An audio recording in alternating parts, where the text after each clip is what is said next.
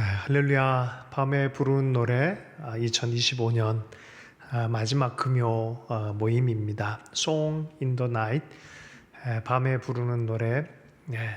밤과 같은 인생길을 걸어가더라도 주님의 별빛으로, 또 주님 주신 노래로 성도는 계속 전진합니다. 오늘 2025년 마지막 금요 Song in the Night의 제목은 성도의 사랑, 형제의 사랑이란 제목으로 해서 빌레몬서 1장 16절의 말씀으로 은혜의 말씀 나누고 기도 시간 갖겠습니다. 빌레몬서 1장 16절입니다. 이후로는 종과 같이 대하지 아니하고 종 이상으로 곧 사랑받는 형제로 둘 자라. 내게 특별히 그러하거든 하물며 육신과 주 안에서 상관된 내게랴. 빌레몬의 오네시모와 빌레몬, 바울과의 삼각관계 안에서 일어나는 일들입니다. 사랑을 생각할 때 요새 동물들을 돌보는 사람들이 많이 있습니다. 어떤 분들은 수백 마리의 개를 사육하고 돌보는 일을 운명처럼 하시는 분들이 있습니다.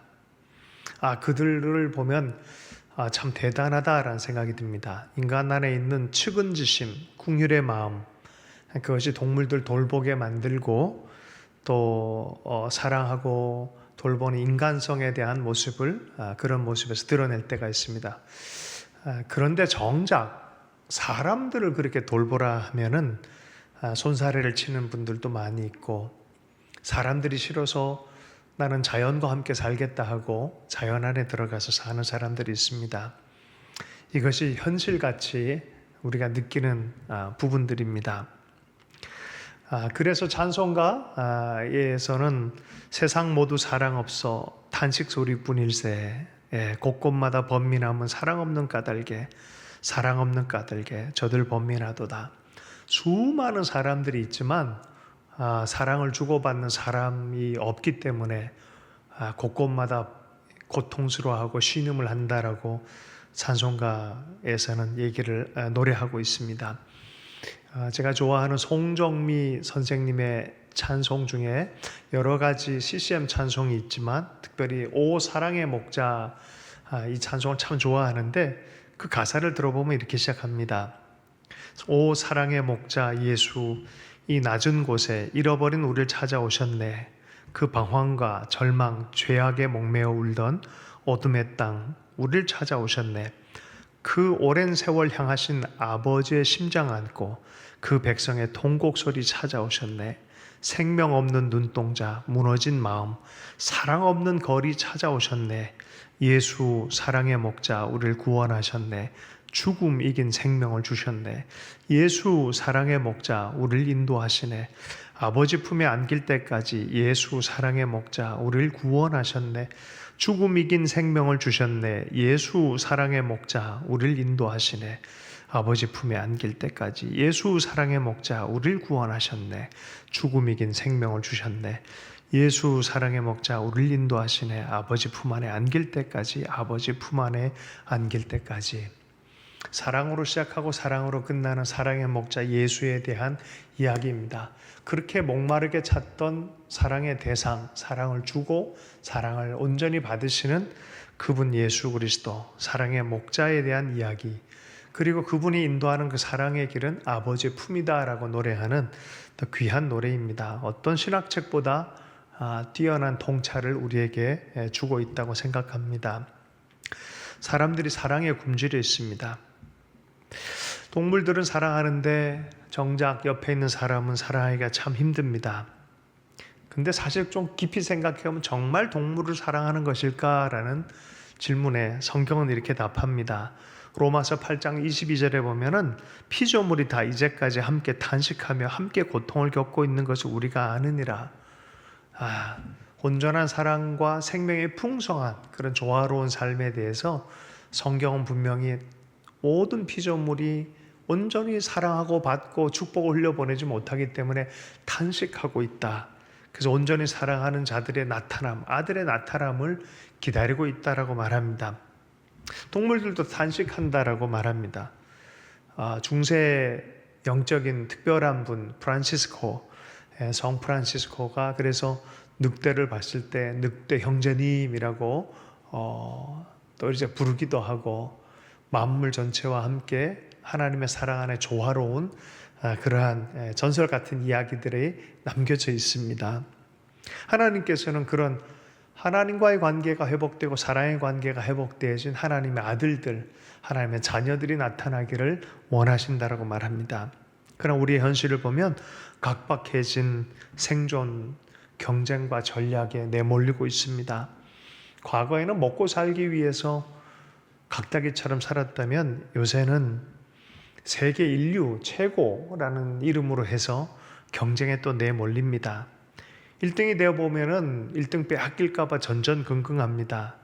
무너질까봐, 빼앗길까봐 불안해합니다.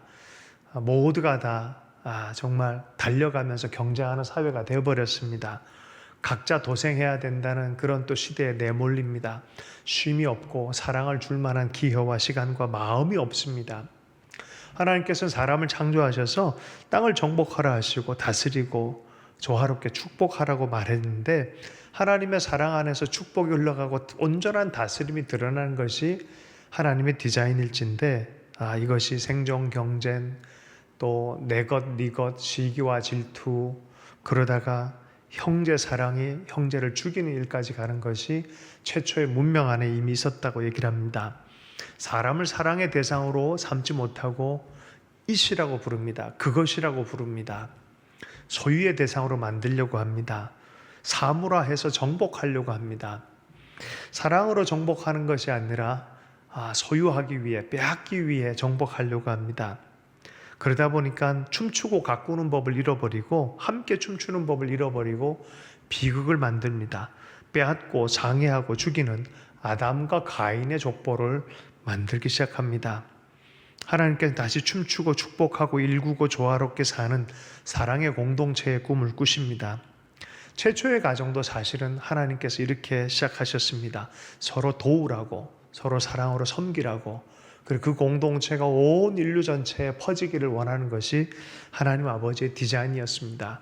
창세기 2장 18절입니다. 여호와 하나님이 이르시되 사람이 혼자 사는 것이 좋지 아니하니 내가 그를 위하여 돕는 배필을 지으리라 하시니라. 그렇죠. 서로 돕고 사랑하고 하나님의 비전, 꿈, 목적을 기쁨으로 수행하면서 서로 돕고 하는 그런 존재로, 사랑하고 돕고 세워가는 그런 돕는 가정으로 살기를 원하셨습니다. 자녀와 부모 사이에도 부모가 아이를 낳고 정말 본능적인 희생의 사랑을 할 수밖에 없는 존재가 부모 아니겠습니까? 근데 여러분 보십시오. 부모가 사라지면 형제들이요 뿔뿔이 흩어지기 시작합니다. 잘 사랑하고 계속해서 함께 할 것 같지만 그렇지 못합니다.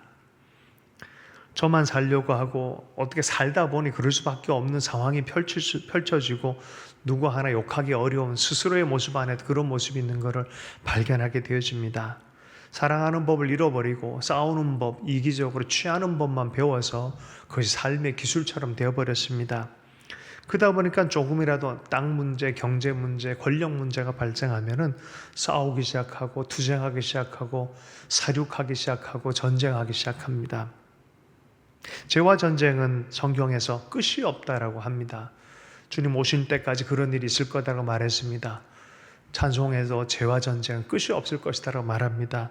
그러나 우리는 그런 세상 가운데서 하나님의 사랑의 사도로 부름을 받은 사람이고, 그리스도를 전하도록 부름을 받았고, 그곳에서도 희망을 포기하지 말라고 계속해서 노래 부르고 사랑의 공동체 일구는 것으로 부름을 받은 사람들이 교회 공동체입니다. 사랑을 배우지 못하면 자멸하게 되어져 있습니다. 이 사랑을 어디서 찾을 수 있겠습니까? 많은 사람이 교육을 통해서 조금 도움을 받지만 온전하게 교육을 통해서 또한 사랑하는 법을 배우기는 어렵습니다. 교육이 어느 정도까지 효용성을 가지고 있지만 우리 한국에서는 서울대학을 없애자라는 폐교론까지 나올 정도로 배운 만큼 그것을 가지고 사랑을 못하게 만드는 도구로도 또한 사용하는 것을 보게 되어집니다. 요새 TV에서 오은영 박사라고 우리 아이가 달라졌어요. 참 교육의 순기능을 많이 아이들 이 교육하는 것에 대해서 내면이 바꾸어지는 것에 대한 소망을 갖게 만드는 지식에 대한 얘기를 많이 합니다. 그럼에도 불구하고 풍성한 생명에까지는 도달하지 못합니다. 많이 배운 만큼 세련되게 사기를 치는 것이 현 시대다라고 말합니다. 각자 도생이고 적자 생존 같은 그런 세대를 살아가는 것 같습니다. 교육이 또한 생존의 무기화가 된 지 벌써 오래된 것 같습니다. 하나님을 사랑하고 사람을 사랑하는 것, 그것은 교육보다 좀 더 깊은 차원의 신앙의 문제입니다. 하나님과의 만남의 문제입니다. 어떻게 이 소유적인 인간에서 사랑하는 사람으로 변화해 나타날까? 극적인 이야기가 오늘 성경에 나오고 오늘 그 이야기가 빌레몬서에 나옵니다. 한 사람은 주인이고 한 사람은 종이었습니다. 종을 소유하고 있는 빌레몬에게 오네시모란 종이 도망칩니다. 아마 관계가 어려웠고 자유를 구가하길 원했고 여러 가지 또 실수가 많이 있었던 것 같습니다. 그런데 피하는 곳 가운데서 로마의 감옥에 오네시모가 어떻게 또 갇히게 되어졌는데 바울을 만났습니다. 바울이 여차저차 복음을 전하게 돼서 예수님을 알게 되고 사연을 들은 즉 제자인 빌레몬에게서 도망친 사람인 걸 알게 되어졌습니다. 근데 오네시모는 감옥 안에서 바울을 복음 안에서 너무나 잘 섬기고 너무나 큰 힘을 발휘하게 하는 귀한 사람으로 변화가 일어났습니다. 그러나 오네시모 마음 안에 불안함이 있습니다.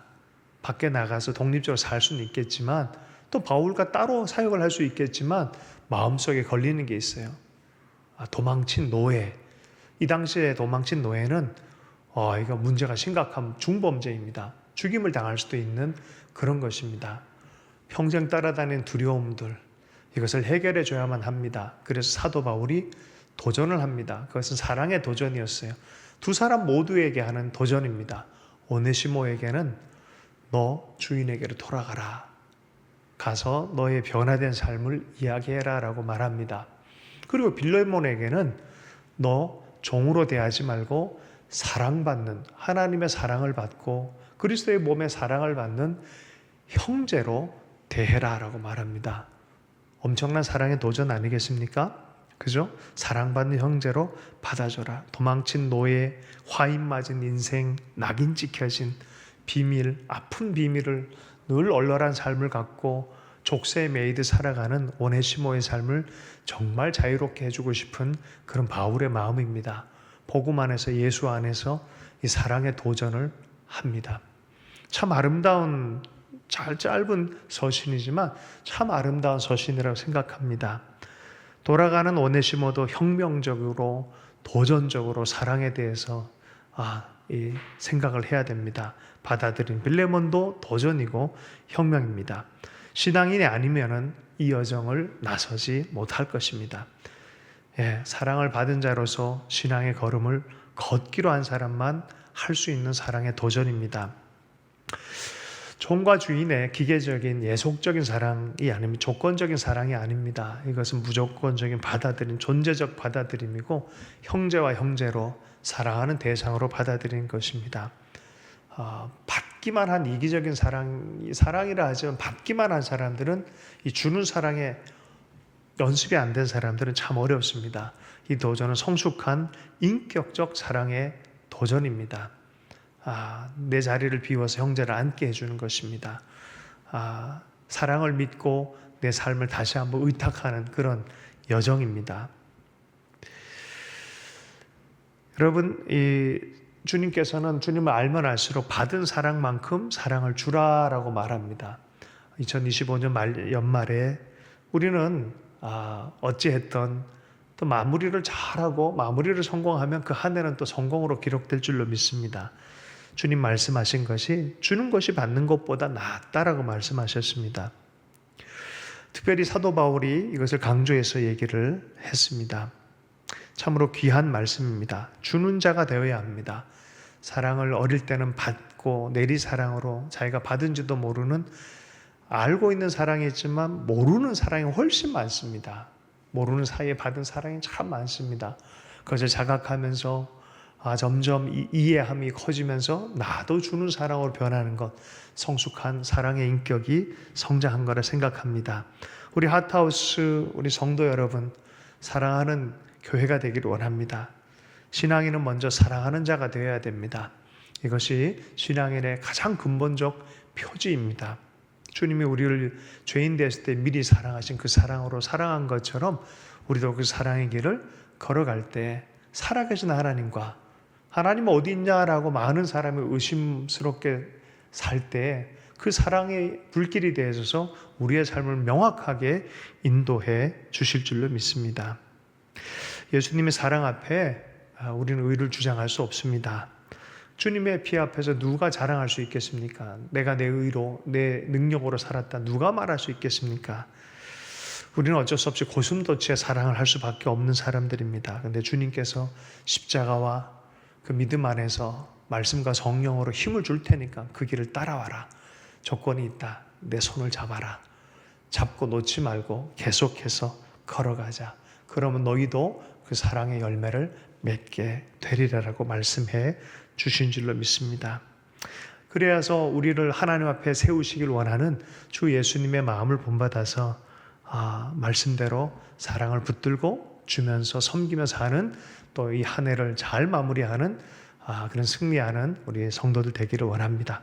사랑 안에서 복된 연말연시가 되기를 바랍니다. 함께 주신 말씀 붙들고 기도합니다. 하나님 아버지, 우리의 삶이 사랑으로 갈무리 되게 해주십시오. 처음에도 아버지의 사랑으로 시작되었는데 우리 인생이 중간에서 길을 헤매지 않게 해주시고 이탈하지 않게 하시고 끝까지 그리스도 안에 있는 아버지의 사랑으로 승리하는 인생 될 수 있도록 역사해 주십시오. 우리에게 보내준 사람들을 끝까지 잘 섬기며 사랑할 때 우리의 관계 안에 살아계신 그리스도를 경험하게 하여 주시고 우리를 방문하신 주님을 인해서 즐거워하며 함께 동행하는 은혜가 있게 해주십시오. 연말연시 가운데 은혜와 사랑 안에 잘 마무리하게 하시고 그 사랑의 비단에서 한 해를 열어갈 수 있도록 축복하여 주시옵소서.